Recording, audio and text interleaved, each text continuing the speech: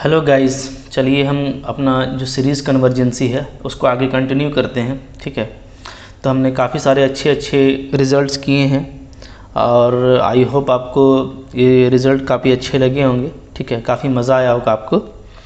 आइए देखते हैं हम लोग कुछ एक और इसका इम्पॉर्टेंट रिज़ल्ट है और इसमें टेस्ट काफ़ी सारे हैं। वो टेस्ट भी एग्ज़ाम्स में आते हैं, इम्पॉर्टेंट है। ठीक है, और उनका प्रूफ भी सिंपल है, तो आपको टेस्ट भी याद रखना है, फिर हमको उसको कैसे यूज़ करना है ये सब मैं आपको बताऊंगा। कि ये सारा कुछ बहुत इंटरेस्टिंग है।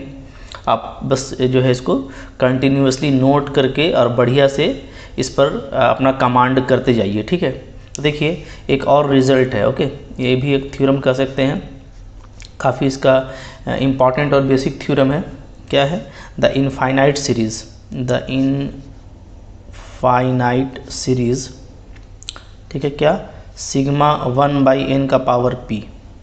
ओके, ये जो इनफाइनाइट सीरीज़ है आपका, इसका मतलब क्या है? इसका मतलब है आपका दैट इज़ 1 + 1/2 का पावर p प्लस 1/3 का पावर p प्लस 1/4 का power p going to infinite. ठीक है, ये है आपका इज़, ये आपका कन्वर्जेंट होगा। क्या होगा? कन्वर्जेंट। कब? वेन, जब p आपका ग्रेटर देन 1 होगा। ठीक है, एंड क्या होगा? डाइवर्जेंट। डाइवर्जेंट होगा कब? जब p <= 1 होगा। क्लियर है? ठीक है, तो आपको इसको बढ़िया से याद कर लेना है, चूँकि हम इसका काफ़ी यूज़ करेंगे। जब हम लोग एक्सिलरी सीरीज़ लेंगे तब भी हम लोग इसका यूज़ करेंगे। ठीक है, एक्सिलरी के अलावा भी हम लोग इसको यूज़ करेंगे। तो ये एक छोटा सीरीज़ है सिग्मा 1/np, लेकिन काफ़ी इंपॉर्टेंट सीरीज़ है। तो ये आपको याद होना चाहिए कि ये कन्वर्जेंट कब होगा? जब आपका p ग्रेटर देन 1 होगा। ठीक है, और अगर p = 1 होता है या <= 1 होता है तब ये क्या हो जाएगा? डाइवर्जेंट। क्लियर है? ठीक है, आइए हम लोग इसका प्रूफ देख लेते हैं। ओके, देखिए प्रूफ इसका काफ़ी सिंपल है। देखिए कैसे प्रूफ करेंगे इसको। यहाँ से देखिए हम लोगों ने इसका प्रूफ स्टार्ट किया है। ठीक है, देखिए s = लिया गया है 1/1 का पावर p, 1/2 का पावर p, 1/3 का पावर p। ये जो आपका सीरीज़ है, ठीक है, ये ले लिए। अच्छा, केस 1 डिस्कस करते हैं। केस 1 क्या है? p > 1। ओके, देखिए p > अगर 1 है तो हम लोग क्या करेंगे? जो मेरा s है उसको आप इस तरीके से पहले ग्रुपिंग कर लीजिए। ठीक है, 1/1 का पावर p को छोड़ दीजिए, फिर दो टर्म को आपस में ग्रुप कर लीजिए, 1/2 का पावर p, 1/3 का पावर p। इसके बाद 4 टर्म को ग्रुप कर लीजिए। ठीक है, 1/4 से 1/7। क्लियर? अच्छा, अब आप देखिए कि जो मेरा s है, ओके, ये क्या हो जाएगा? हम क्या कर रहे हैं ना, डेफिनेटली p आपका <= 1 है। p क्या है? 1 से बड़ा है। तो जो 2 का पावर p है, 1/2 का पावर p, ठीक है, ये डेफिनेटली क्या है? ये आपका बड़ा वैल्यू होगा 1/3 का पावर p से। ओके, p > 1 है तो आप सपोज कर लीजिए कि p 2 है। तो p अगर 2 है तो आपको समझ में आएगा कि जैसे 1/2 का स्क्वायर क्या होता है? 1/4। इसका वैल्यू क्या होता है? 0.25। ठीक है, और अगर हम 1/3 का स्क्वायर का बात करें तो ये क्या हो जाता है? 1/9। ये क्या हो जाता है? ये हो जाता है आपका 0. ठीक है, आपका 1। ओके, और 1 इस तरह से होता है। तो देखिए ये कितना ग्रेटर है, ये आपका स्मॉलर है। ठीक है, तो जाहिर सी बात है, मैं वही बोल रहा हूँ कि 1/2 का पावर p ग्रेटर है, ये स्मॉलर है। इसी तरीके से इस सब में आप देखिएगा तो क्या है? 1/4 का पावर p क्या होगा? ग्रेटर होगा, और बाकी आपका स्मॉलर हो जाएगा। ठीक है, ओके। अच्छा, तो हम लोग क्या कर रहे हैं ना, जो ग्रेटर वाला वैल्यू है उसको ले लेते हैं दोनों पे, यहाँ पे भी, यहाँ पे भी। फिर ये जो ग्रेटर वाला है 1/4 का पावर p, इसको भी हम ले लेते हैं। ठीक है, चारों के जगह पर। तो जाहिर सी बात है कि जो पहले मेरा सीरीज़ का वैल्यू था, ठीक है, तो अब हम चूँकि ग्रेटर वैल्यू को पुटअप कर दिए हैं, तो ये जो नया जो वैल्यू आया है ये क्या होगा? पहले वाले सीरीज वैल्यू से ग्रेटर हो जाएगा डेफिनेटली। ठीक है, ये देखिए मैथ में एक तरह का जो है टेक्निक है जिससे आप फैमिलियर हो जाएंगे, आपको आदत हो जाएगी। ठीक है, तो अभी ये आप फर्स्ट टाइम यूज़ कर रहे हैं, लेकिन आप इसको समझने का कोशिश कीजिए। ओके, इससे क्या हुआ? अब देखिए ये तो 1 ही है, ये आपका 2/2 का पावर p हो गया, ये अब आपका 4/4 का पावर p हो गया, ठीक है। इसी तरीके से हमको नेक्स्ट वाला में 8/8 का पावर p मिलेगा, ठीक है। चूँकि नीचे में आप देख रहे हैं 2 है, फिर 4 है, तो फिर क्या आएगा 8 आएगा, वो ज्योमेट्रिक मीन के हिसाब से, ठीक है। ओके, अच्छा, तो ये मेरा क्या हो गया, देखिए ये मेरा हो गया ज्योमेट्रिकल प्रोग्रेशन, यानी कि जीपी हो गया, ठीक है। तो ज्योमेट्रिकल प्रोग्रेशन में ये इनफाइनाइट सम है, ठीक है। और यहाँ पे जो फर्स्ट टर्म है वो क्या है 1, और जो कॉमन रेशियो है वो क्या है 2/2 का पावर p, ठीक है।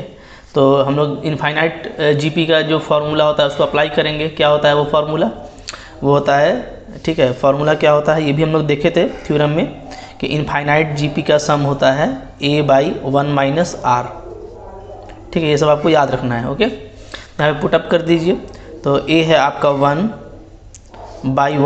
- r, r क्या है 2/2 का पावर p, क्लियर है, ठीक है, ओके। तो इस तरीके से आप देख रहे हैं कि ये आपका केस 1 यानी p अगर ग्रेटर देन 1 है तो आपको क्या मिल गया, p ग्रेटर देन अगर 1 है तो जाहिर सी बात है कि 2/2 का पावर p क्या होगा, लेस देन 1 होगा, क्योंकि p मेरा ग्रेटर देन 1 है, ठीक है।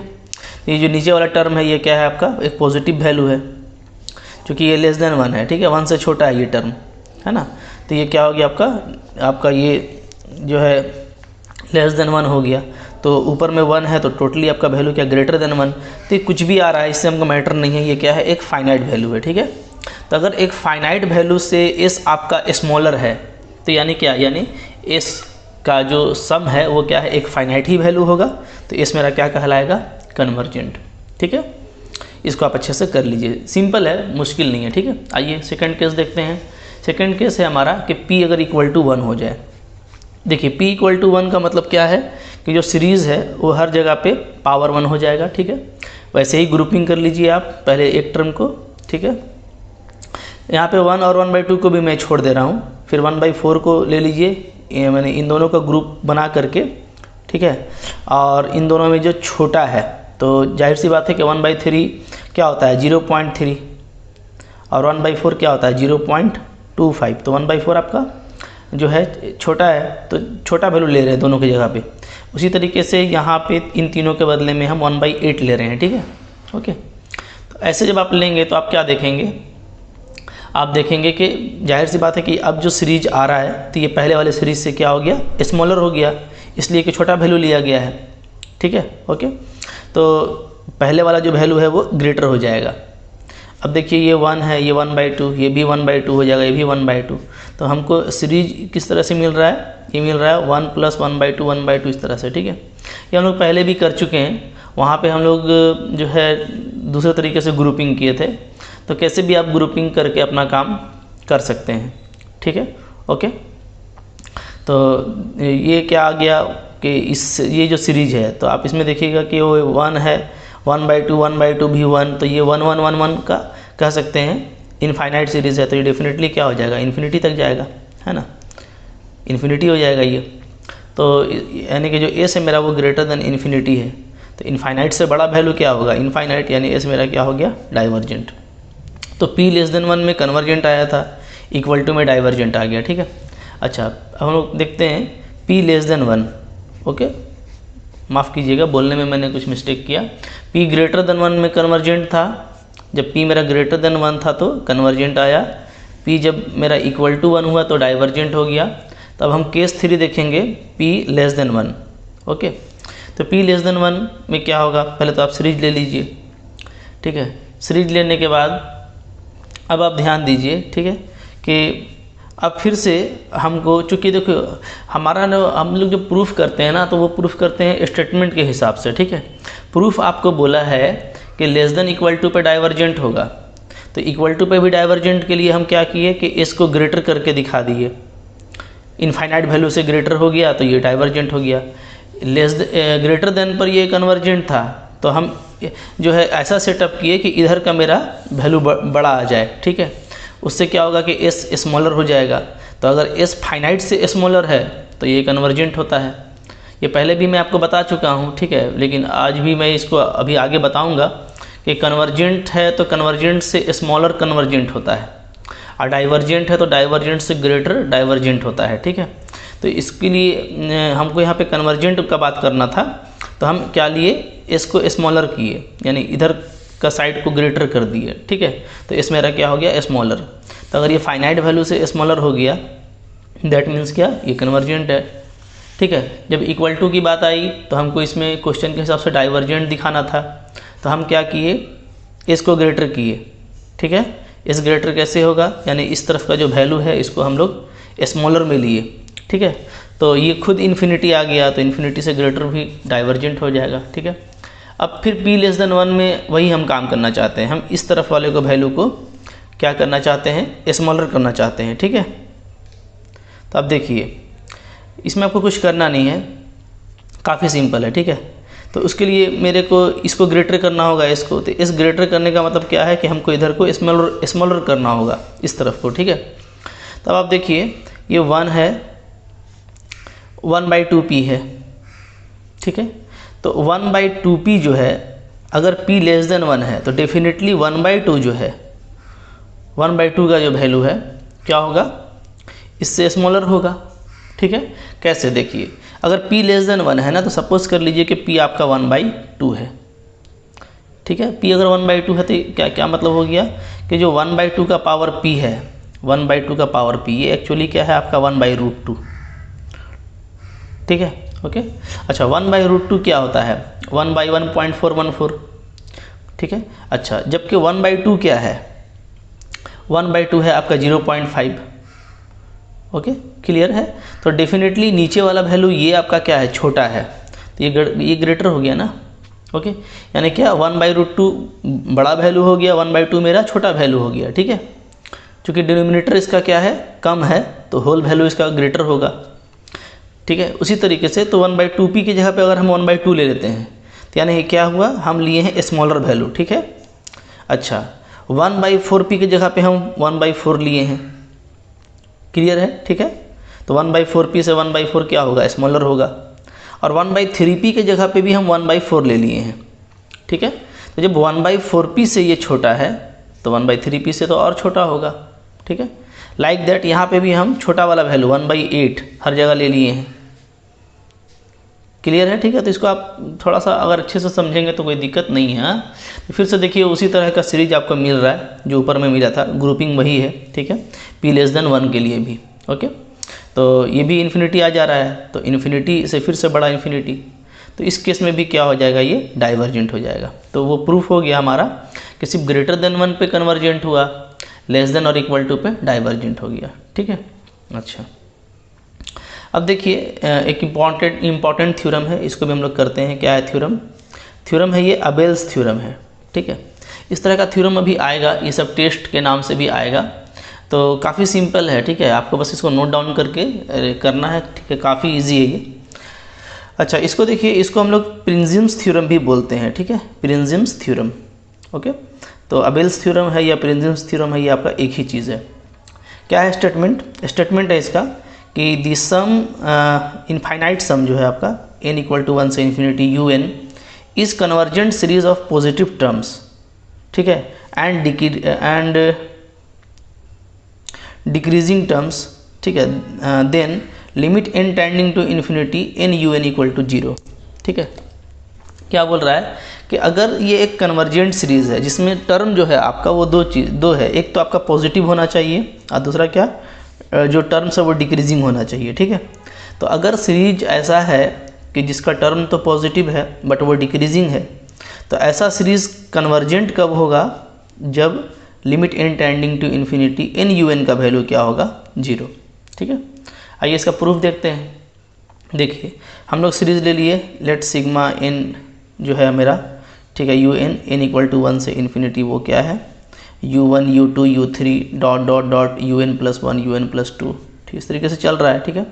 जहाँ आपका ईच ui क्या है, पॉजिटिव है, यानी सारा टर्म आपका पॉजिटिव है, ओके। अच्छा और क्या है, un+1 ये > u2n है डेफिनेटली, ठीक है। इसलिए कि आपका जो un सीक्वेंस दिया हुआ है वो क्या है, वो है आपका डिक्रीजिंग सीक्वेंस। तो डिक्रीजिंग सीक्वेंस का मतलब ये है कि ये जो टर्म है, ठीक है, डेफिनेटली इस टर्म से क्या होगा, बड़ा होगा, ओके। क्योंकि ये डिक्रीजिंग है, तो जैसे जैसे जो बाद का टर्म आ रहा है वो छोटा है, तो ये पहले वाला टर्म क्या होगा, बाद वाले टर्म से डेफिनेटली क्या हो जाएगा, ग्रेटर हो जाएगा, ठीक है, या तो इक्वल होगा। ओके, क्लियर है, ठीक है। इक्वल कैसे होता है, जैसे मान लीजिए कि कोई सीरीज़ है ना, तो थोड़ा देर के लिए क्या हो गया, वो कांस्टेंट हो गया और फिर घटने लगा, तब भी वो क्या है, डिक्रीजिंग है। ओके, तो कि वो घट ही रहा है, तो इसलिए ग्रेटर देन इक्वल टू लगाते हैं, ठीक है। ओके, अच्छा, अब आइए हम लोग इसको यहाँ पे देखते हैं ऐसे करके। देखिए, ठीक है, इसके बाद जैसे हमारा क्या है, मैंने आपको बताया कि जो भी u2n से पहले का टर्म है सब क्या होगा, u2n से ग्रेटर होगा, तो un+1 ग्रेटर देन u2n, ठीक है। Like that un+2 greater than u2n, un+3 भी होगा, और u2n तो आपका इक्वल हो जाएगा, ठीक है। ओके, तो हम लोग को देखना ये है कि एक स्टेज के बाद जो भी टर्म है वो थ्रू आउट, चूँकि वो ग्रेटर है लेकिन हम एक स्टेज के बाद ले रहे हैं, ठीक है। तो ये हो गया, इनको ऐड करने से क्या आ जाता है, ऐड करने से देखिए आ जाएगा un+1 un+2 un+3 u2n, ठीक है। ये ग्रेटर देन इक्वल टू आ जाएगा, इधर सारा u2n ही है, तो ये कितना टर्म है, n टर्म है, ठीक है। 1 2 3 n+n, यानी n टर्म है, तो n इंटू u2n, ठीक है। ओके, अच्छा, अब देखिए इसका इक्वेशन 1 ले लिया, सिंस मेरा क्या है, सिग्मा un कन्वर्जेंट है, ठीक है। अगर सिग्मा un कन्वर्जेंट है तो क्या होगा, सो बाय कुशी जनरल प्रिंसिपल ऑफ कन्वर्जेंसी, कुशी का जो जनरल प्रिंसिपल ऑफ कन्वर्जेंसी है, तो वहाँ से ये बात आएगी कि un+1 un+2 u2n इसका सम 0 होगा as n tending to infinity, ठीक है। ये हम लोग कुशी में देख चुके हैं ना, क्लियर है, ठीक है। यहाँ पे रहता है मॉड, ओके, आपको याद होगा यहाँ पे मॉड रहता है, ठीक है। लेकिन चूंकि यहाँ पे सारा क्या है, पॉजिटिव टर्म का सीरीज़ है, तो इसलिए आप मॉड को हटा भी सकते हैं, ठीक है। Okay, clear.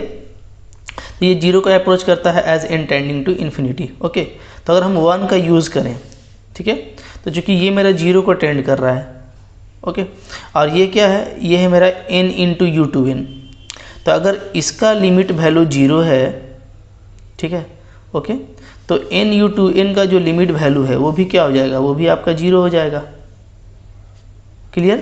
चूँकि ये मेरा कन्वर्जेंट है, कह लीजिए, ठीक है, एक लिमिट को अप्रोच कर रहा है, तो ये तो स्मॉलर है, तो कन्वर्जेंट से स्मॉलर क्या होगा, ये भी कन्वर्जेंट हो जाएगा, ठीक है, और सेम लिमिट पर होगा।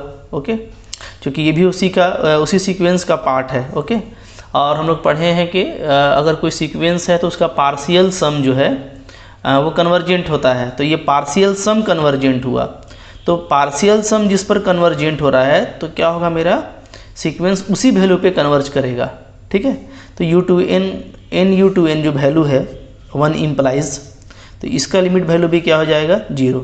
ओके, यहाँ पे हम 2 से मल्टीप्लाई कर देते हैं, तब भी कोई फ़र्क नहीं पड़ेगा क्योंकि लिमिट वैल्यू 0 है, ठीक है। तो ये मेरा आ गया इक्वेशन 2, क्लियर। अब देखिए, चूँकि मेरा un क्या है, डिक्रीजिंग सीक्वेंस है, since un is sequence un जो है वो क्या है आपका, वो डिक्रीजिंग है, ठीक है।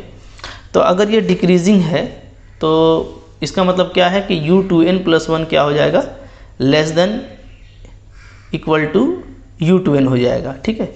ये देखिए, ये बड़ा टर्म ले लिए है ना, जब हम लोग लेते हैं तो ऐसे लेते हैं ना, u1 u2 u3, ठीक है। तो जैसे जो भी आ रहा है आपका un+1, इसी तरीके से आपका u2n, तो इसके बाद क्या आएगा, इसके बाद आएगा आपका u2n+1। जाहिर सी बात है, जो बाद में टर्म आ रहा है उससे पहले वाला टर्म क्या होगा, ग्रेटर होगा, ठीक है। तो ये हो गया। ओके, तब यहाँ पे थोड़ा सा सेटिंग करना है हमको, ध्यान ये दीजिए कि क्या करना क्या है। यहाँ पे देखिए मेरा 2n u2n 0 आ गया है, तो अगर आप सफिक्स देखें तो 2n क्या है, इवेन है, ठीक है। तो कह सकते हैं कि इवेन पर काम हो चुका है। अब अगर हम ऑड पर दिखा देते हैं तो फिर ये ऑल नेचुरल नंबर पे हो जाएगा, तो हम यहाँ पे 2n+1 लाना चाहते हैं, ठीक है, 2n के जगह पे, इसलिए हम इसको लेके चल रहे हैं। ओके, अब इसके बाद देखिए हम खुद ब खुद इसमें 2n+1 से मल्टीप्लाई कर दिए। क्यों मल्टीप्लाई किए, इसलिए कि यहाँ पे 2n से मल्टीपल है, तो 2n+1 के लिए यहाँ पे 2n+1 से मल्टीपल होना चाहिए, ठीक है। तो इधर मल्टीप्लाई किए हैं तो इधर भी करेंगे, तो इधर भी किए हैं, लेकिन इधर करने के साथ एक काम और किए हैं, क्या कि 2n से डिवाइड करके फिर 2n से मल्टीप्लाई कर दिए हैं, तो ये 2n आपका कट जाएगा, तो बचेगा वही जो पहले था, ठीक है, क्लियर। अब दोनों तरफ आप लिमिट लगा दीजिए, जब आप दोनों तरफ लिमिट लगाएंगे, ठीक है, देखिए क्या आ जाएगा, limit n tending to infinity this one, ये लेस देन इक्वल टू, इधर भी लिमिट लग जाएगा और 2n से डिवाइड हो जाएगा 1 + 1/2n, ठीक है, नीचे में 1 बचेगा और यहाँ पे 2n u2n, ठीक है। तो आप देखेंगे तो ये जो वैल्यू आ रहा है ये आ जा रहा है 1 + 0, ये जो वैल्यू है ये 0 है इक्वेशन 2 में, ऊपर में देख रहे हैं, ठीक है। तो हम यूजिंग 2 करेंगे, यूजिंग इक्वेशन 2, ये 0 तो ये 0 × 1 + 0, तो ये टोटली 0 आ गया। तो ऑड पर भी ये क्या आ जा रहा है, 0 आ जा रहा है। तो अगर देखा जाए तो इवेन के लिए 0 था 2n के करस्पॉन्डिंग में, और 2n + 1 के करस्पॉन्डिंग में भी लिमिट क्या आ गया है, 0, ठीक है। तो हम क्या बोलेंगे, बाई 2 and 3 या joining 2 and 3 we can say, okay, when sigma un is convergent, जब सिग्मा un कन्वर्जेंट होगा तो limit n tending to infinity n un क्या होगा, 0 हो जाएगा, ठीक है। आइदर मेरा n इवेन हो या ऑड हो, ठीक है, आइदर मेरा n क्या हो, इवेन हो यानी 2n के फॉर्म में हो, या n मेरा ऑड हो यानी 2n + 1 के फॉर्म में हो, ठीक है। तो इजी थ्योरम था ये, थोड़ा सा अगर आप इसको अच्छे से करेंगे तो कोई दिक्कत आपको नहीं होगी, ठीक है। अच्छा, अब देखिए कुछ कंपैरिजन टेस्ट है, इसको भी देख लीजिए। हाँ, क्योंकि जैसे मैंने अभी कहा था तो ये आपके लिए वैसा इंपॉर्टेंट होगा, ठीक है। क्या है कंपैरिजन टेस्ट, स्टेटमेंट 1 है if un less than equal to kVn, समझिएगा, ठीक है, फॉर ऑल पॉजिटिव n, ठीक है, कोई भी नेचुरल नंबर के लिए मेरा un अगर इस तरीके से आता है, 2 सीरीज़ है, मैंने 2 सीरीज़ का कह लीजिए nth टर्म है आपके पास, एक का है un और एक का है vn, और दोनों सीरीज को हमको कंपेयर करना है, ठीक है। तो अगर un जो है वो less than equal to kVn है फॉर ऑल पॉजिटिव n, और k आपका कोई पॉजिटिव वैल्यू है, ठीक है, फिक्स्ड है, कांस्टेंट है यानी, ठीक है, देन अगर सिग्मा vn कन्वर्जेंट होगा तो यहाँ से डेफिनेटली सिग्मा un भी कन्वर्जेंट होगा, ठीक है, ओके। कन्वर्स ऑलवेज ट्रू नहीं होगा, कन्वर्स की हम लोग बात नहीं कर रहे हैं, ठीक है। सिर्फ आपको इतना पकड़ना है कि अगर सिग्मा vn कन्वर्जेंट होगा तो लॉजिक क्या है, अगर सिग्मा vn कन्वर्जेंट होगा तो उससे छोटा, कन्वर्जेंट से छोटा कन्वर्जेंट होता है, ऐसे आप इसको याद कर सकते हैं, इसको आप लिख भी सकते हैं, ठीक है। एक लॉजिक है, कन्वर्जेंट से छोटा कन्वर्जेंट, ठीक है। तो अगर ये कन्वर्जेंट है तो उससे छोटा कन्वर्जेंट। स्टेटमेंट 2 इसका उल्टा है, अगर ग्रेटर ले लेते हैं और ग्रेटर लेने के बाद अगर अब मेरा vn डाइवर्जेंट होता है तो डाइवर्जेंट से बड़ा डाइवर्जेंट, ठीक है, डाइवर्जेंट हो गया, अब तो डाइवर्जेंट से बड़ा हो जा रहा है तो वो डाइवर्जेंट, ठीक है। ये 2 बातें आपको याद रखनी है और काफ़ी आपके लिए हेल्प करेगा काम करने में, कि कन्वर्जेंट से छोटा कन्वर्जेंट, डाइवर्जेंट से बड़ा डाइवर्जेंट। इसके अलावा कुछ नहीं बोलना है।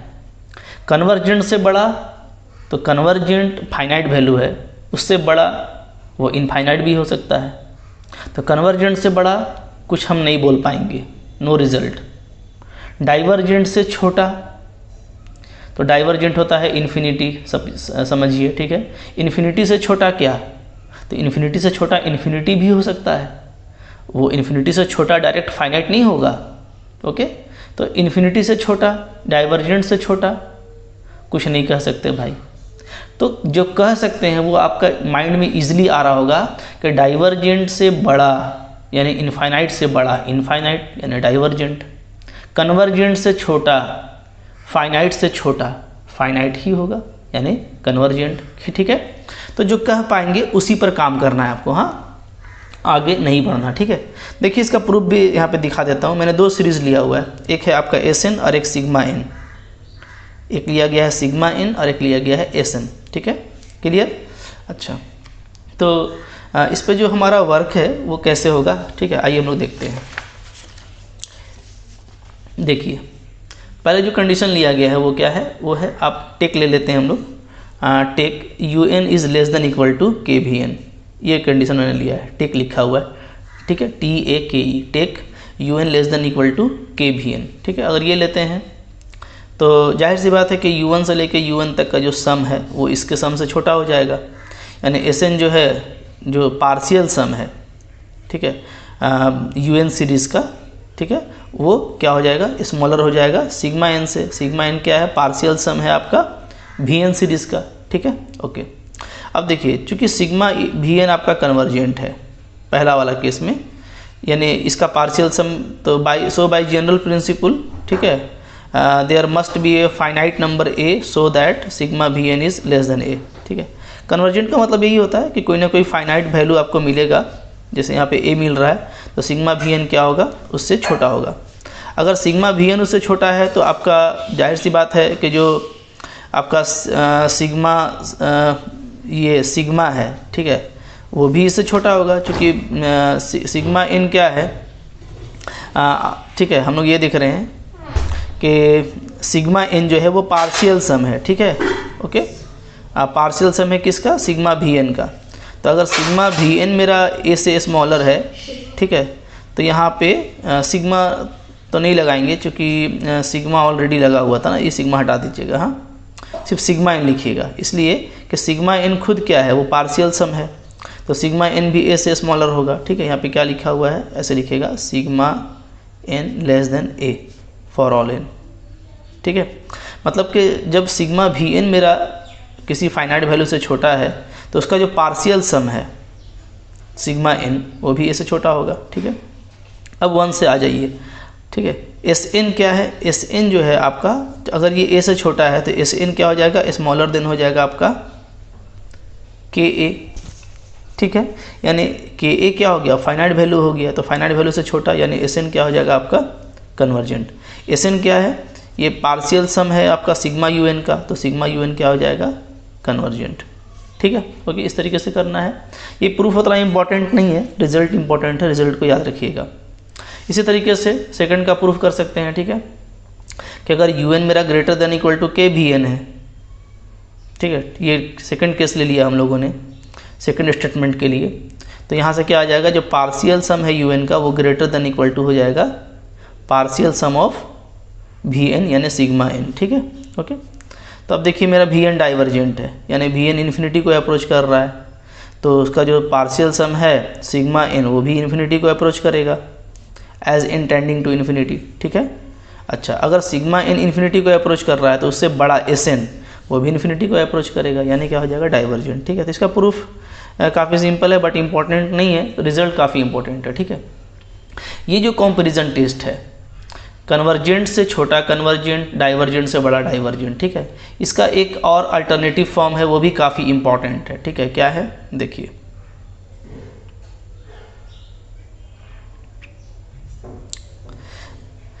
यहाँ पे बोल रहा है अल्टरनेटिव फॉर्म है इसका, क्या है, if limit u n by v n, ठीक है। यू आप जैसे कोई भी दो सीरीज है उसको आपको कंपेयर करना है, तो आप limit n tending to infinity u n by v n निकाल दीजिए, ठीक है। यू एन क्या है, nth टर्म है सीरीज का सिग्मा यू एन के लिए, और वी एन क्या है, nth टर्म है सिग्मा वी एन के लिए।